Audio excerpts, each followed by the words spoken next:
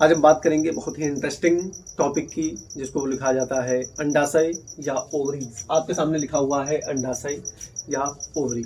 इसको हम समझेंगे। हमने बात किया था फर्स्ट लेक्चर में जो है फीमेल रिप्रोडक्टिव सिस्टम पार्ट 1, उसमें हमने समझा था यूट्रस का स्ट्रक्चर बनाया था, फैलोपियन ट्यूब बनाई थी, और उसके बाद में हमने देखा था इसमें कितनी मेम्ब्रेन्स पाई जाती हैं। आज हम उन्हीं के बारे में एक छोटा सा स्ट्रक्चर बनाए थे जिसको बोला था अलमोंड शेप।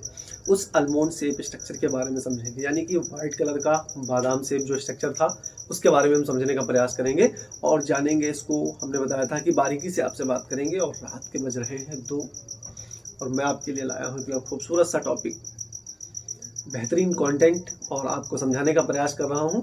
आप जुड़े रहें और इसको समझने का प्रयास करें, इत्मीनान से आज करते हैं और इसको आप तक ये जो कंटेंट है ये बहुत ही बेहतरीन तरीके से मैं आपको बताऊंगा। आप समझने का इसको प्रयास करते हैं और हम समझाने का प्रयास करेंगे। जुड़े रहें हमारे साथ। और हम बात कर रहे हैं अंडाशय ovary.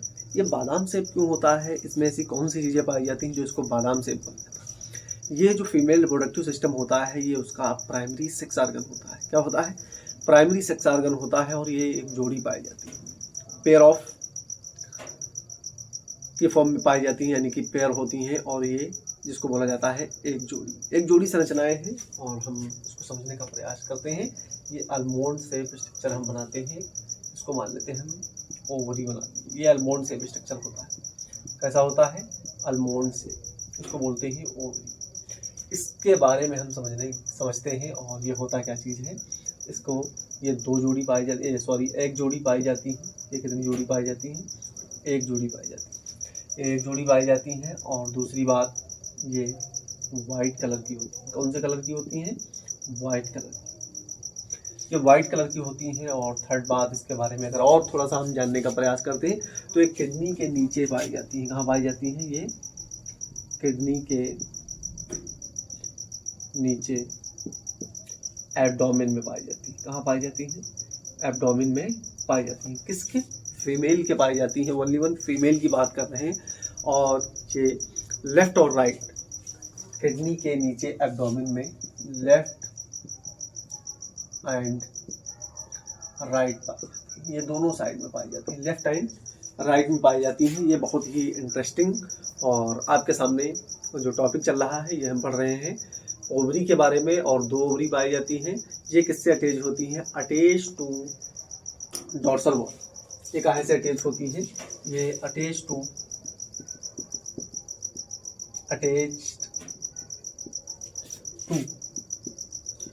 Dorsal wall, attach to dorsal wall.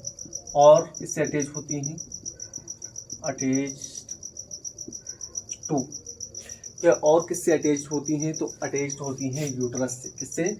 Uterus से अटैच होती हैं। ये यूटेरस से अटैच होती हैं। और हम इसमें समझेंगे कि प्राइमरी फॉलिकल्स कौन से होते हैं, सेकेंडरी फॉलिकल्स कौन से होते हैं और टर्सरी फॉलिकल्स कौन से होते हैं। ये हम पढ़ के आ रहे हैं। हम पढ़ रहे हैं ओवरी। और ये दो प्रकार की दो पाई जाती हैं, एक लेफ्ट एंड एक राइट में। ये फीमेल के रिप्रोडक्टिव सिस्टम का प्राइमरी सेक्स ऑर्गन है। कैसा ऑर्गन है? ये प्राइमरी सेक्स ऑर्गन है। यहीं पर अगर हम लिखते हैं तो क्या लिखते हैं इसको हम? प्राइमरी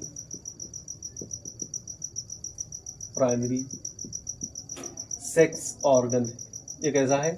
ये प्राइमरी सेक्स ऑर्गन है। और ये कलर कैसा होता है इनका? वाइट कलर होता है। और अगर हम इनके साइज की बात करते हैं तो कितना? 2 सेंटीमीटर ये चौड़ी होती हैं। और अगर और हम बात करते हैं तो 2 सेंटीमीटर ये लंबी होती हैं। 2 सेंटीमीटर ये लंबी होती हैं। और अगर हम बात करते हैं तो 1 सेंटीमीटर क्या होता है? ये मोटी होती है। 1 सेंटीमीटर क्या होती है? ये मोटी होती है। ये इसकी कैटेगरी होती है। ये प्राइमरी सेक्स ऑर्गन है। ये एक जोड़ी पाई जाती हैं और ये वाइट कलर की होती हैं। ये किडनी के नीचे एब्डोमेन में लेफ्ट एंड राइट दोनों साइड में पाई जाती हैं। अटैच टू डॉर्सल वॉल होती हैं और अटैच टू यूट्रस होती हैं। फिर इसके बाद में 2 सेंटीमीटर चौड़ी, 2 सेंटीमीटर लंबी और 1 सेंटीमीटर क्या होती हैं? ये मोटी होती है। ये बिल्कुल बेसिक बात हमने जो है इसकी ओवरी की समझने का प्रयास किया। ये ओवरी है क्या चीज़? ओवरी एक्चुअल में ओवरी के अंदर, जैसे वहाँ पर टेस्टिस के अंदर 2 प्रकार की सेल्स पाई जाती थी। एक होती थी जर्म सेल्स और दूसरी होती थी सर्टोली सेल्स। इसमें हम समझने का प्रयास कर रहे हैं कि ओम का फॉर्मेशन हो रहा है। वहाँ पर शुक्राणु यानी कि स्पर्म का फॉर्मेशन हो रहा था, और यहाँ पर क्या हो रहा है, यहाँ पर हो रहा है ओवम का फॉर्मेशन हो रहा है, यानी कि एग का फॉर्मेशन हो रहा है। और किसके अंदर हो रहा है, फीमेल के अंदर। ये एग का स्ट्रक्चर है, यानी कि ये दो पाई जाती हैं, एक इस साइड में एक उस साइड में। कल हमने जो लेक्चर किया है, आपने अभी तक नहीं देखा है तो आप सर्च करें बायोलॉजी पार्ट क्लास और फीमेल रिप्रोडक्टिव सिस्टम पार्ट 1, आपके सामने वीडियो भी लगा हुआ है, आप देखें इसको। और फिर उसके बाद में तुरंत जस्ट इस वाले वीडियो को देखेंगे तो ज़्यादा आपको बेहतर समझ में आएगा, क्योंकि वो बिल्कुल बेसिक तरीके से आपको बताया गया है कि कौन कौन से पार्ट पाए जाते हैं। और फिर उसके बाद में इसमें हम अल्मोंड से स्ट्रक्चर की बात कर रहे हैं, जिसको बोला जाता है ओवरी बोला जाता है, उसके बारे में हम पढ़ रहे हैं। अब हम स्ट्रक्चर बनाएंगे और इसको हम नाम दे देते हैं ओवरी, नाम दे देते हैं, क्या दे देते हैं, ओवरी। ये ओवरी का स्ट्रक्चर है और ओवरी में इतने सारे पार्ट पाए जाएंगे। प्राइमरी सेक्स ऑर्गन 1 जोड़ी होती है, और क्या होती है, ये वाइट कलर की होती है, किडनी के नीचे एब्डोमेन में लेफ्ट एंड राइट में, attach to dorsal wall, attach to uterus, और 2 सेंटीमीटर चौड़ी, 2 सेंटीमीटर लंबी और 1 सेंटीमीटर क्या होती हैं, ये मोटी होती हैं। और ये किस प्रकार की होती हैं, सॉलिड होती हैं। कैसी होती हैं, ये सॉलिड होती है। ठीक है, अब इसके अंदर देखेंगे हम एग का फॉर्मेशन किस प्रकार से होता है। एग का फॉर्मेशन कहाँ पे और कौन सी सेल्स जो है एग का फॉर्मेशन करती हैं, कुछ इस प्रकार से हम एग का फॉर्मेशन देखेंगे। और आप इसका स्क्रीनशॉट लेना चाहें तो ले सकते हैं। हम बनाने जा रहे हैं इसका स्ट्रक्चर, ओवरी का किस प्रकार से इसका स्ट्रक्चर बनता है, और कौन सी प्राइमरी फॉलिकल होता है, कौन सा सेकेंडरी फॉलिकल होता है, टर्सरी फॉलिकल्स, और उसके बाद जर्मिनल एपिथेलियम के बारे में समझेंगे, ट्यूनिका एल्बोजिनिया के बारे में समझेंगे, मैच्योर ग्रेफियन फॉलिक्यूल्स क्या होती हैं, और ओवल्यूशन किस प्रकार से होता है। ओवल्यूशन के बाद में कार्पस ल्यूटियम, और फिर उसके बाद में हम समझेंगे कार्पस एलिबेगेंस, इसके बारे में समझेंगे। और ब्लड वेसल्स भी होती हैं इसके अंदर, और लिगामेंट के बारे में हम जानेंगे, यानी कि इसके ओवरऑल स्ट्रक्चर के बारे में समझेंगे। स्टोरमा होता है, स्फेरिकल स्टोरमा और जो है इनर स्टोरमा, इनके बारे में हम समझेंगे। आपने इसका जो है स्क्रीनशॉट ले लिया होगा। अब हम मिटाने का प्रयास करते हैं, 1 2 3।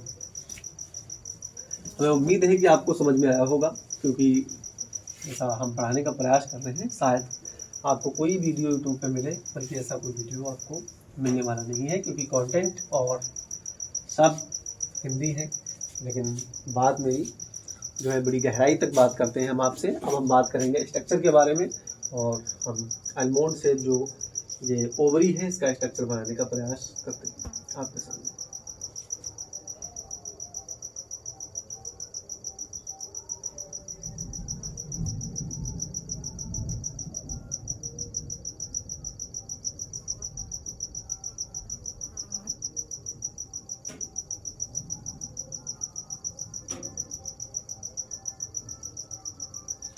अल्मोंड से स्ट्रक्चर ओवरी का हम बनाने का स्टार्ट करते हैं।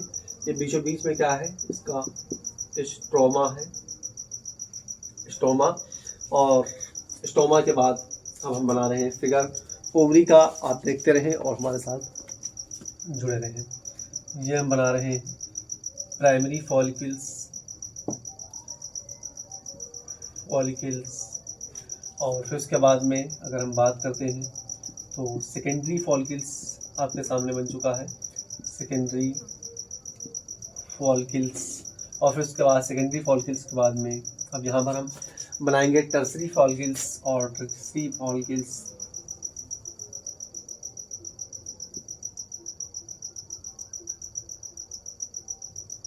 आप देख रहे हैं टर्सरी फॉलिकल्स को हमने बनाया। और टर्सरी फॉलिकल्स के बाद में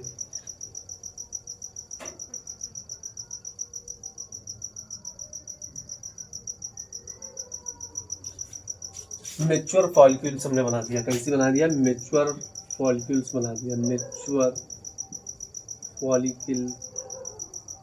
फॉलिक्यूल्स है ये, और ये टर्सरी फॉलिक्यूल्स है। टर्सरी फॉलिक्यूल्स हमने बनाया, और फिर उसके बाद में यहीं पर एक स्ट्रक्चर और बनाते हैं हम।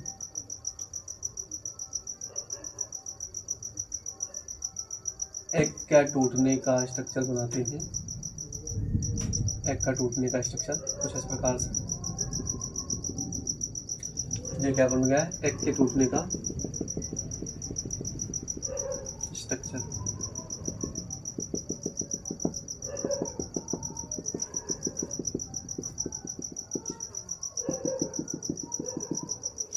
एग के टूटने का स्ट्रक्चर हमने बनाया और यहाँ पर क्या होता है, ओव्यूलेशन हो रहा है, ओव्यूलेशन, ये ओव्यूलेशन का फॉर्म है। और फिर उसके बाद में यहाँ पर एक स्ट्रक्चर बनेगा येलो स्पॉट, येलो कलर का बनेगा, जिसको हम बोलेंगे कार्पस ल्यूटियम बोलते हैं। इसको हम क्या बोलते हैं, कार्पस ल्यूटियम, इसको क्या बोलते हैं, कार्पस ल्यूटियम बोलते हैं। और फिर उसके बाद एक स्ट्रक्चर और बनेगा कुछ इस प्रकार से, कार्पस ल्यूटियम, और कार्पस ल्यूटियम के साथ में कुछ एक स्ट्रक्चर इस प्रकार से बनता हुआ दिखाई देगा। ये जो है ये ब्लड है, इसके क्लॉट है, ब्लड क्लॉट बनते हैं। और इसके नाम की बात करते हैं तो कार्पस एल्बिगेंस क्या बनता है, ये कार्पस एल्बिगेंस बनता है। और ये जो दिखा रहा है आपको, ये क्या है, ये लिगामेंट है, इसको बोलते हैं हम लिगामेंट बोलते हैं। और ये ब्लड वेसल्स होती हैं, कौन सी वेसल्स होती हैं, ब्लड वेसल्स होती हैं। कौन सी वेसल्स, ब्लड वेसल्स आपके सामने बनी हुई हैं और इनका हम स्ट्रक्चर बना रहे हैं। फिर ये आप देखिए, ये पूरा हमने बना दिया एल्मोंड शेप स्ट्रक्चर, और इसके अंदर जो जो सारी बातें थी उसके बारे में हमने देख लिया। यहाँ पर एक बात और करते हैं, यहाँ पर स्टोमा होता है, बीचों बीच में लिखा हुआ है स्टोमा, और स्टोमा को दो भागों में डिवाइड किया गया है। एक फर्स्ट नंबर पे पेरिफेरल और दूसरे नंबर पे इनर के माध्यम में। एक होता है पेरिफेरल और दूसरा इनर। पेरिफेरल और इनर में क्या होता है, इसमें कॉर्टेक्स होता है, मेडुला होता है। इसमें क्या होता है, इसमें कॉर्टेक्स, और इसमें क्या होता है, इसमें मेडुला पाया जाता है। इसमें कॉर्टेक्स और क्या होता है, मेडुला पाया जाता है। इसमें लिगामेंट्स होते हैं, ब्लड वेसल्स होती हैं। इसमें जो होता है लिगामेंट और क्या होता है, प्लस ब्लड वेसल्स होती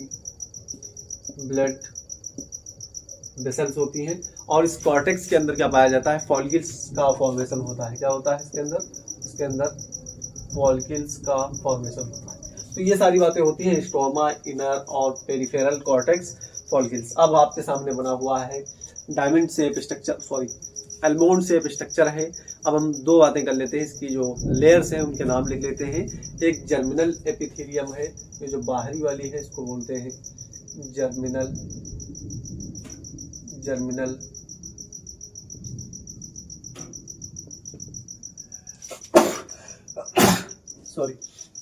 जर्मिनल एपिथेलियम की बात करते हैं। और फिर उसके बाद में हम बात करते हैं ट्यूनिका एल्बुजिनिया। जो सेकेंड वाली लेयर है ये वाली, इसको बोलते हैं हम ट्यूनिका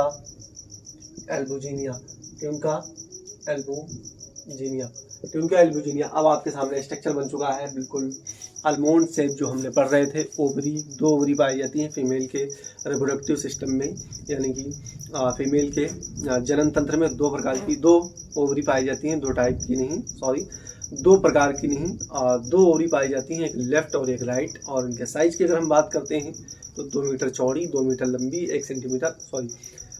2 सेंटीमीटर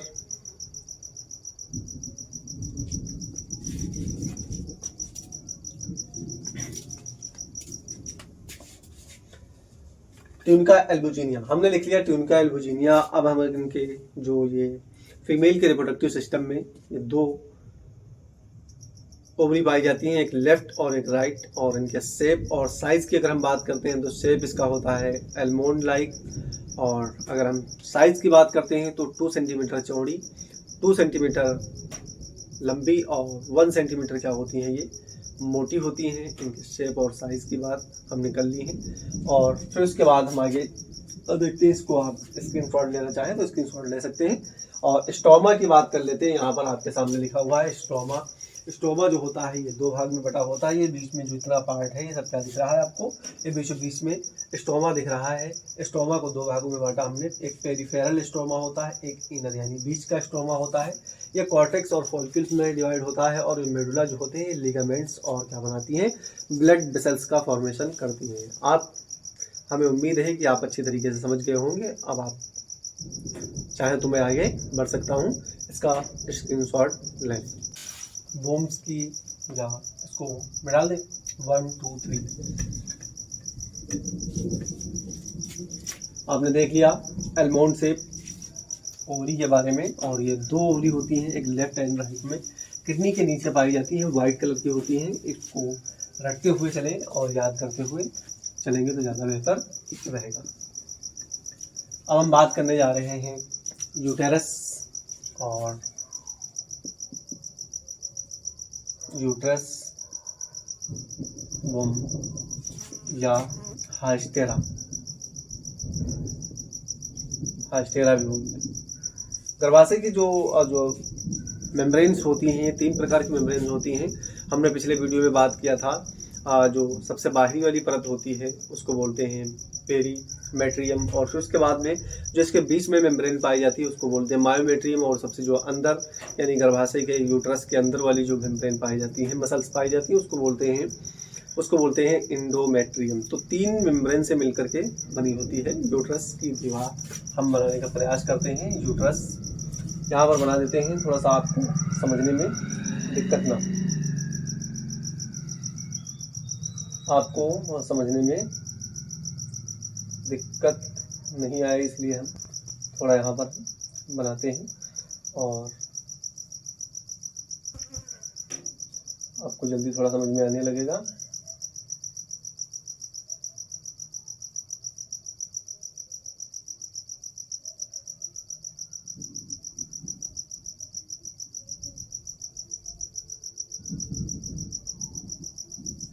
इस प्रकार से हम बात कर रहे हैं इन वाली मेम्ब्रेन की।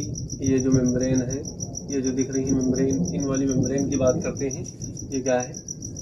ये एक डिजाइनर का पार्ट है। इस प्रकार से इन वाली मेम्ब्रेन्स के बारे में हम पढ़ रहे हैं। ये जो मेम्ब्रेन है, ये मेम्ब्रेन, इन मेम्ब्रेन्स के बारे में हम समझ रहे हैं, और यहाँ पर देखते हैं आपके सामने स्ट्रक्चर बना रहे हैं इस प्रकार से।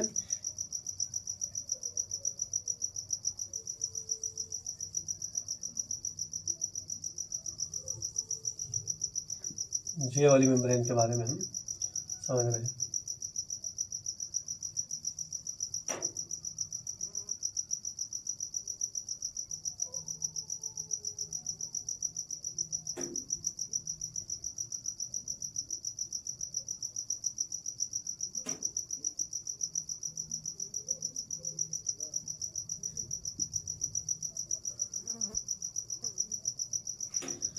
इस वाली मेम्ब्रेन के बारे में हम जानने का प्रयास करते हैं।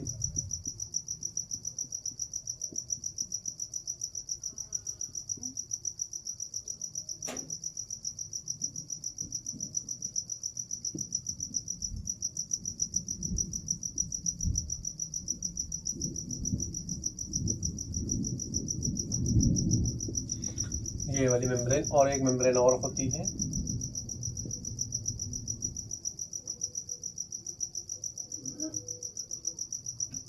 ये वाली मेम्ब्रेन जो आपके सामने लिखी हुई है इस प्रकार से। और थोड़ा डायग्राम में टाइम लग रहा है, लेकिन आप जुटे रहेंगे, कोई वीडियो स्किप करके नहीं जाएगा।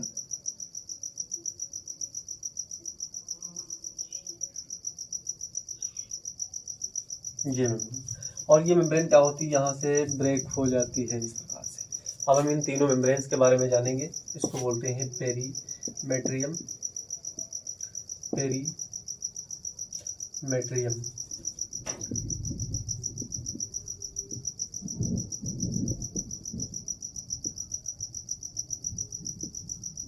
और इसको बोलते हैं मायोमेट्रियम, और इस वाली मेम्ब्रेन को बोलते हैं इंडोमेट्रियम बोलते हैं। कौन सी बोलते हैं? इंडोमेट्रियम। ये जो मेम्ब्रेन दिख रही है यहाँ पर, इसको बोलते हैं इंडोमेट्रियम। ये जो मेम्ब्रेन दिख रही है इसको बोलते हैं इंडोमेट्रियम। ये जो मेम्ब्रेन दिख रही है इसको बोलते हैं इंडोमेट्रियम। क्या बोलते हैं इसको? ये बाहर वाली पेरी, और ये अंदर वाली इसको बोलते हैं मीजो यानी कि मायोमेट्रियम, और ये जो अंदर वाली दिख रही है इसको बोलते हैं इंडोमेट्रियम बोलते हैं। इस वाली मेम्ब्रेन की बात करते हैं। जब फीमेल में ओवम कंप्लीट हो जाता है, फॉलिकल से ओवम बन जाता है और ओवम एवोल्यूशन में आ जाता है। ओवम जब एवोल्यूशन में आता है, एवोल्यूशन में आने के बाद में अभी आपने स्ट्रक्चर देख रहे थे, उस स्ट्रक्चर में क्या हुआ था, ओवम का एवोल्यूशन हो गया। ओवम का एवोल्यूशन हो गया और इसको क्या किया, फिम्बरी ने वहाँ से रिसीव कर लिया। ओवरी से फिम्बरी ने रिसीव किया और कहाँ पर ढकेल दिया, फैलोपियन ट्यूब में। आपने कल जो वीडियो हमने बनाया है उस वीडियो में आप जा करके देखेंगे तो आपको आसान तरीके से समझ में आएगा। फिम्बरी क्या करेंगी, उस ओवम को रिसीव कर लेंगी और उस ओवम को रिसीव करने के बाद में फैलोपियन ट्यूब में ढकेल देंगी। फैलोपियन ट्यूब में स्मूथ मसल्स होती हैं और वहाँ पर सीलिया पाए जाते हैं। वो क्या करेंगे, उस ओवम को घसीट करके कहाँ पर लेकर जाएंगे, एक फूला हुआ पार्ट जो पाया जाता है फैलोपियन ट्यूब में, एम्पुला, उस वाले एम्पुला के पोजीशन पे उसको स्टोर करके थोड़ी देर के लिए रोक लेंगी, 2 से 3 दिन तक। वही बात हम समझ रहे हैं। अगर वो जो यहाँ पर एम्पुला होता है, इस वाले एम्पुला में यहाँ पर और यहाँ पर लगी होती है अल्मोंड से ओवरी लगी होती है।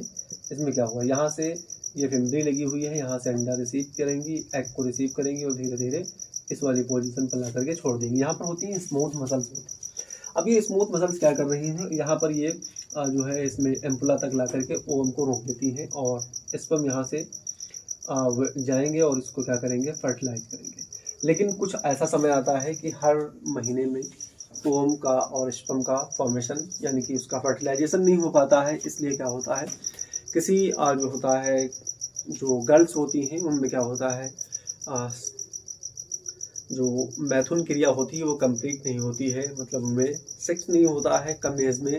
14 से 16 की एज में क्या होता है, ये महामारी की जो पीरियड्स आना स्टार्ट हो जाते हैं और उस समय जो होता है सेक्सुअल इंटरकोर्स नहीं होता है। इसलिए क्या होता है, उनमें ओवम तो बनता है लेकिन ओवम बनने के बाद में उनके अंदर क्या होता है, पीरियड भी आते हैं लेकिन उसमें क्या होता है, स्पर्म नहीं होते हैं, स्पर्म नहीं पहुंच पाते हैं। इसलिए वो जो एग होता है वो फर्टिलाइज नहीं होता है। तो उस प्रक्रिया में कौन कौन सी ऐसी मसल्स होती हैं जो यूटरस की टूटती हैं, गर्भाशय की टूटती हैं और वो पीरियड्स का रूप ले लेती हैं, हम इसके बारे में समझ रहे हैं और ये जानने का प्रयास कर रहे हैं।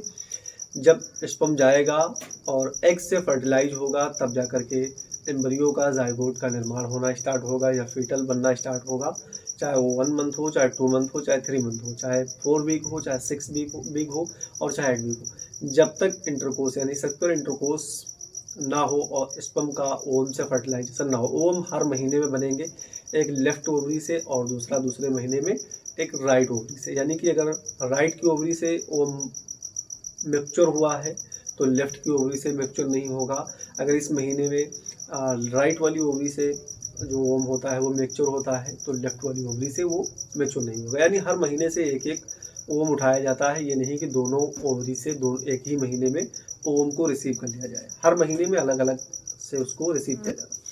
एक महीने में रिसीव किया गया और उसको ले जा करके कहाँ पर स्टोर कर लिया, एम्पुला में। एम्पुला में 2 से 3 दिन 72 घंटे तक या उससे ज़्यादा घंटे हो सकते हैं, 2 से 3 दिन तक वेट किया जाता है। किसका वेट किया जाता है, स्पर्म का वेट किया जाता है। और जब शुक्राणु वहाँ तक नहीं पहुँच पाते हैं तो क्या होता है, ये जो एग होता है ये टूट जाता है और ये टूट जाने के बाद में ये कहाँ आ जाता है, ये एग टूट के यहाँ पर यानी कि यूट्रस के अंदर आ जाता है। और जो यूट्रस की ये जो एंडोमेट्रियम दीवार है या मेम्ब्रेन है, ये भी क्या होती है, उस एग के साथ में टूट करके, एग के साथ में क्या करती है, ये टूट करके यानी कि ब्रेक होके या टूट कर वेजाइना द्वारा ये बॉडी से ब्लड के रूप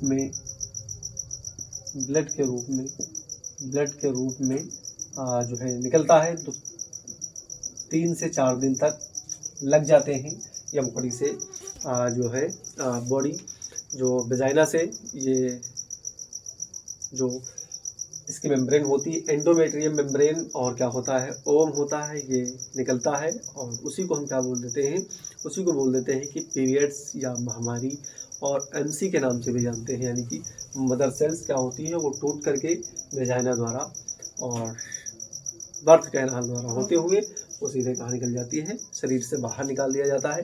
3 से 4 दिन तक ये प्रोसेस चलती है और इसी प्रोसेस को क्या बोलते हैं कि पीरियड्स चल रही है। ये आपके सामने लिखा हुआ है, तो आप ध्यान रखेंगे। ये पेरीमेट्रियम और मायोमेट्रियम ये क्या होती हैं, ये परमानेंट होती हैं, ये कभी नहीं टूटती हैं, ये दोनों परमानेंट एज टू एज रहती हैं। लेकिन एंडोमेट्रियम जो होती है और प्लस क्या होता है ओवम, ये दोनों चीज़ें जो होती हैं ये क्या करती हैं, टूट करके ये महामारी का रूप ले लेते हैं और हर महीने में ये आता है, किसी का 28 दिन, किसी का 30 दिन, किसी का 1 दिन, किसी दिन 2 तारीख तक, यानी इन्हीं के बीचों बीच में किसी का आगे पीछे बढ़ता रहता है और उनका टाइम टेबल सेम ही रहता है। ये जो मेम्ब्रेन होती है, ये पेरीमेट्रियम बाहरी परत जो होती है यूट्रस की, ये बाहरी परत ये परमानेंट रहती है। इसके अंदर जो होती है ये वाली लेयर्स पाई जाती हैं, मायोमेट्रियम ये परमानेंट रहती है। लेकिन जो ये अंदर सर्क वाली हमने बनाया है आपको दिखाने के लिए, ये क्या होती है, ये एंडोमेट्रियम इसको बोला जाता है और ये परमानेंट नहीं होती हैं, ब्रेक हो जाती हैं, टूट जाती हैं। किसके साथ में, ये वोम के साथ में ऋतुस्राव, यानी कि जो ब्लड होता है वो बॉडी से बाहर निकलता है और उसी को हम क्या बोलते हैं, पीरियड्स बोलते हैं। इसके बाद में हम समझते हैं जो है सर्विक्स या बर्थ कैनाल बोलते हैं। क्या बोलते हैं, एक पार्ट और आता है सर्विक्स। सर्विक्स क्या होता है, ये यूट्रस का सर्विक्स जो होता है क्या वो लिखते हैं, सर्विक्स।